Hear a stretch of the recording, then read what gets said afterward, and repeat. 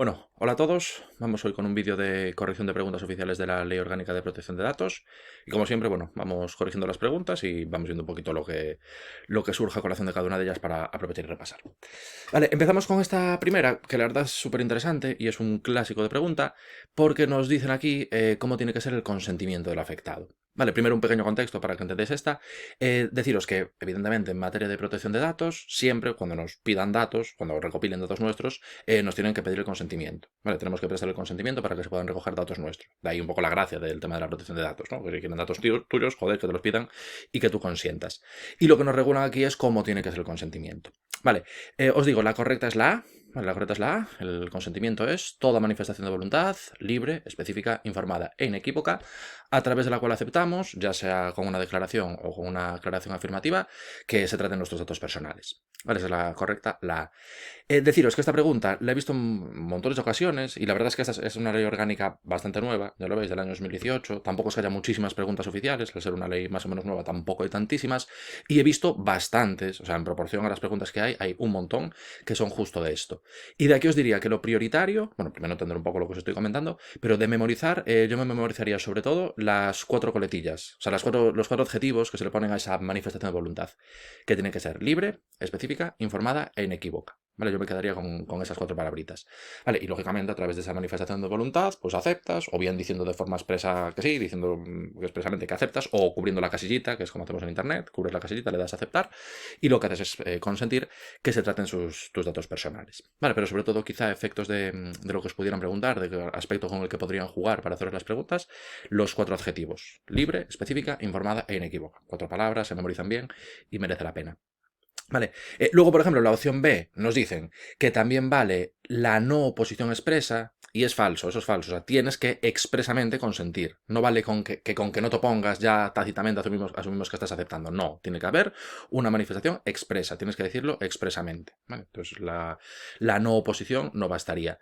Y luego en la opción C nos hacen referencia que tiene que estar en un documento notarial, y joder, tampoco es para tanto. ¿Vale? No necesitamos el documento notarial, que además los notarios cobran una pasta y tampoco se trata de darles, de darles tanto negocio. Vale, o sea que la correcta la A. Vale, o sea que 1, la A.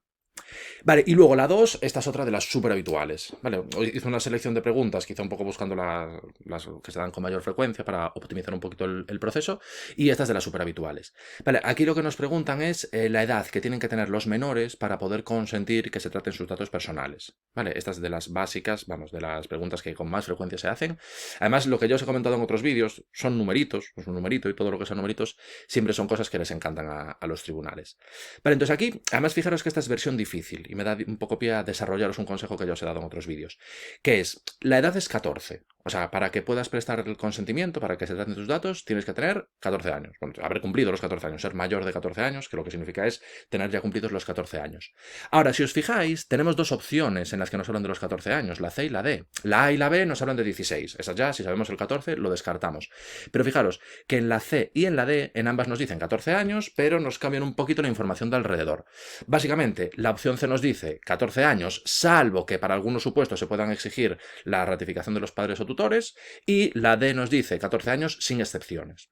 Vale, entonces claro, esta es la típica pregunta, que si solamente te has memorizado el número, claro, es más fácil que la falles. Las versiones difíciles de las preguntas juegan con esto, te ponen en dos opciones el mismo número y te cambian un poco la información que hay alrededor. Y así, si solo te estudiaste el número, pues la puedes fallar.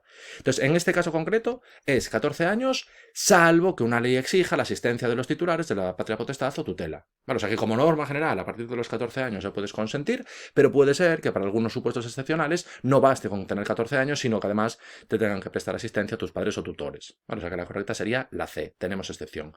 Y el consejo que os desarrollo es que, vale, os dije ya en otros vídeos, os lo acabo de decir ahora, que todo lo que sean numeritos les encantan a los tribunales, y es verdad, todo lo que sean números les encantan, pero también, de la misma manera que es prioritario siempre fijarse en todos los numeritos, también es igualmente importante fijarse en la información que hay alrededor de los números. Vale, y con esta pregunta yo creo que queda manifiestamente claro. Es importante fijarse en la información que hay alrededor de los números de cara a preguntas difíciles como esta, que son las típicas en las que si solo te has fijado en un numerito, las puedes fallar. Entonces memorizamos los números y también la información que hay alrededor de los mismos. Vale, y en este caso 14 años, salvo que una ley exija la asistencia de los padres o de los tutores.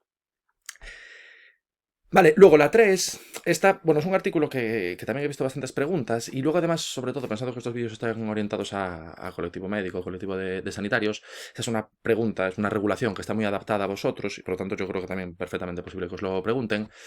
Aquí nos hablan, bueno, de la regulación que se hace en el artículo 5, que determina que los responsables y los encargados del tratamiento, así como todas las personas que intervengan en cualquier fase del mismo, están sometidas, están sujetas a alguno de los deberes que tenemos aquí recogidos.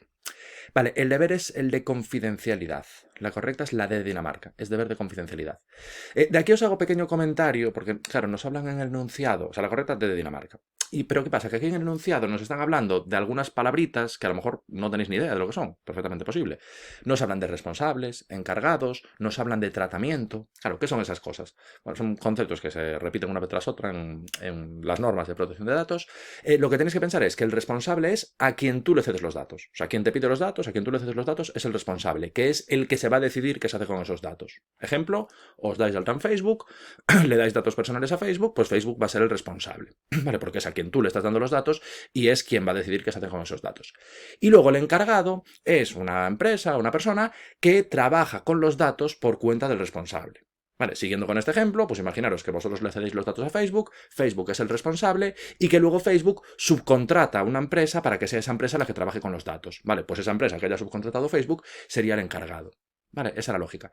Y luego lo del tratamiento es básicamente cualquier cosa que se haga con los datos personales. Vale, recogerlos, clasificarlos, ordenarlos, transferirlos, cualquier cosa que se haga con los datos personales se entiende incluida dentro de este concepto amplio de tratamiento. Vale, eso por las definiciones, porque son palabritas que salen un montón de veces y joder, qué menos que saber lo que significa. Y luego el deber es el de confidencialidad. Y luego, ¿qué pasa? Que en ese mismo artículo 5 que nos habla del deber de confidencialidad, que básicamente lo que nos quieren decir es que cualquiera que por su trabajo acceda a datos personales los tiene que guardar de forma confidencial, no los puede revelar, lógicamente, si no, menudo cachondeo, la protección de datos al final.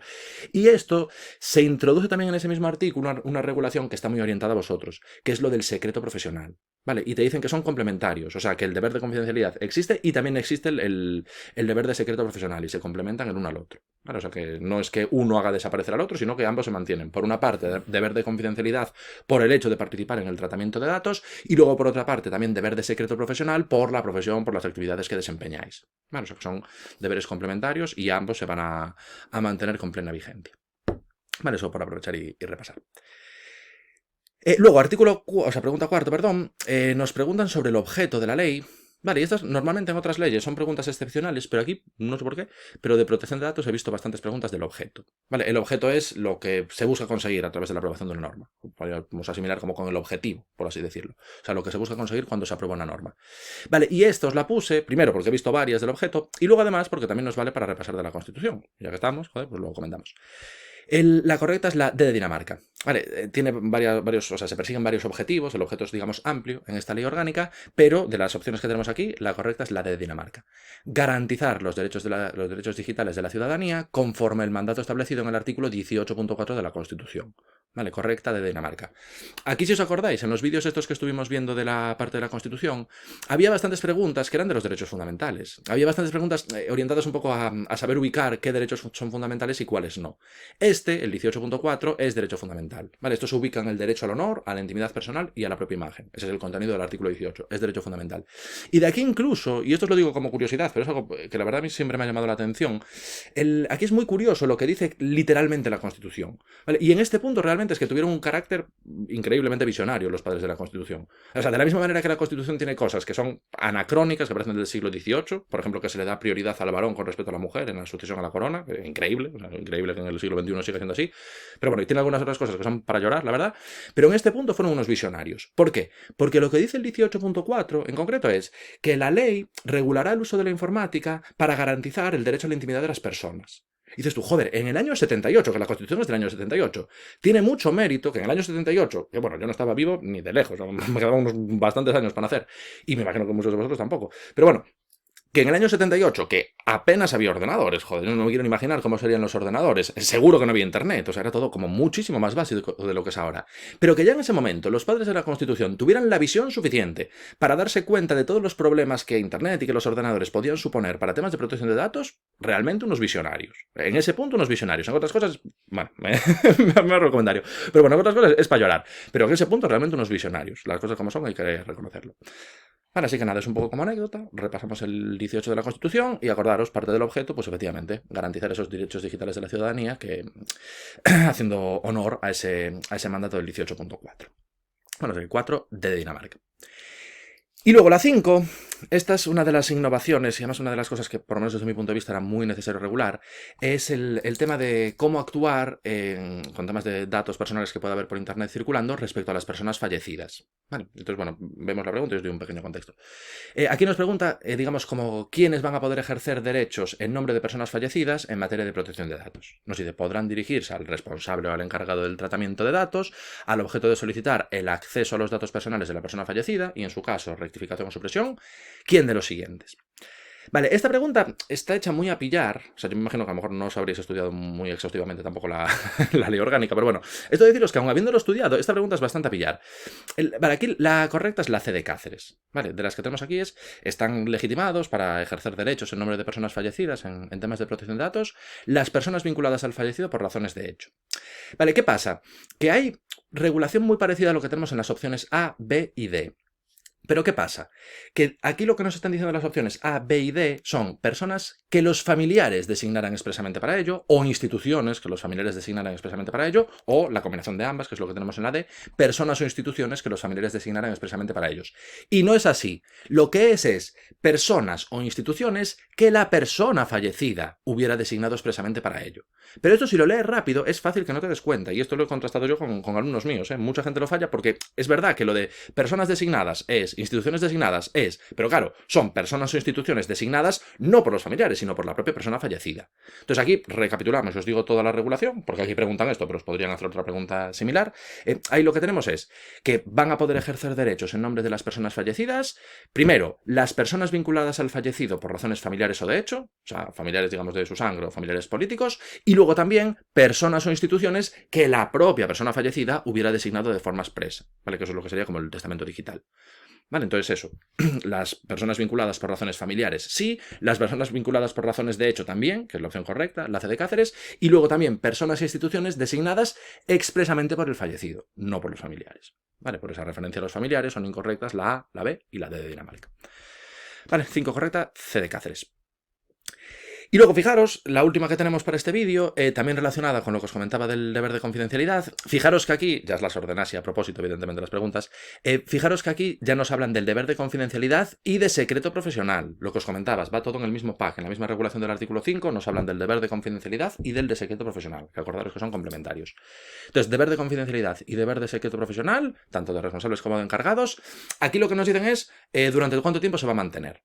Y yo creo que esta por lógica nos daríamos cuenta que se mantiene para siempre, porque si no sería un cachondeo. O sea, dices tú, tema de protección de datos. Yo trabajo en una empresa y accedo a unos datos personales. Mientras estoy trabajando en una empresa tengo un deber de confidencialidad, pero en cuanto me despiden puedo divulgar todos los datos. Pues tú, joder, entonces menudo cachondeo la protección de datos. Entonces no sirve para nada. El primero que se despida, o sea, que le despidan y que se enfade, va a publicar toda la información y no va a pasar nada. Obviamente no puede ser así. Por lo tanto, evidentemente, la relación, o sea, la obligación del deber de confidencialidad y del secreto profesional se mantendrá aun cuando hubiera finalizado la relación del obligado con el responsable o el encargado del tratamiento. O sea, se mantiene para siempre. No puede ser que te despidan y ya a partir de ese momento quedes desvinculado de ese deber de confidencialidad y puedas publicar todas las cosas que te dé la gana, aunque sean datos protegidos. Obviamente no puede ser así. Y que sean 10 años o un año y te dices, joder, pues qué arbitrariedad. O sea, al cabo de un año ya lo puedo publicar todo, al cabo de 10 años lo puedo publicar todo. No, no lo puedes publicar nunca. Por lo tanto, evidentemente, ese deber de confidencialidad y ese deber de secreto profesional perdura hasta el infinito. Se mantendrá, aunque hubiera finalizado la relación del obligado con el responsable o el encargado del tratamiento. Vale, yo pienso que esta, a ver, si nos paramos un poquito a pensar, al final yo creo que por lógica nos daríamos cuenta de que las otras opciones que nos ponen no tendrían ningún sentido. O sea, se desvirtuaría completamente la lógica de la protección de datos. Como los legisladores tienen sus cosas, pero tontos no son, pues en este caso, evidentemente, la correcta, la de Dinamarca. Vale, así que nada, bloque de preguntas de protección de datos visto, y nada, estos días, a ver si mañana o pasado, os subo también otro más de esta misma ley. Vale, así que nada, espero que os haya ayudado. Chao.